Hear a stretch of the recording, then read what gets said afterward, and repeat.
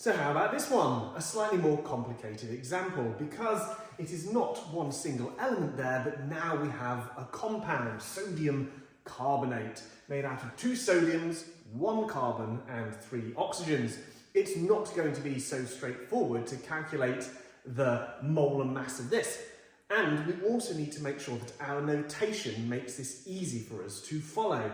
So, if we were, and taking the list from the periodic table at the back of the book, which is where we're going to get all of our molar masses from, I'm going to write down the molar mass of all of the things in here. So first of all, what we tend to use as notation is we put capital M and then in brackets the thing we're talking about. So rather than saying that the molar mass is equal to, we put molar mass in brackets, in this case of the sodium, 23.0 grams for sodium, and for the carbon, so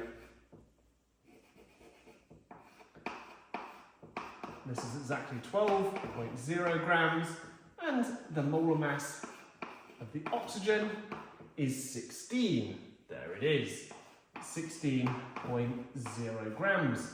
That means that I know that the molar mass of Na2CO3 is going to be equal to, well, there's 2 of those, so 2 times 23,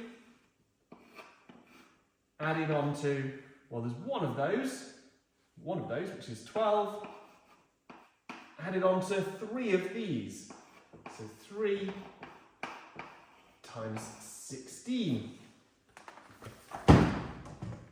So I put that into my calculator, 2 times 23 plus 12 plus 3 times 16. And the answer is 106. So, 106.0 grams.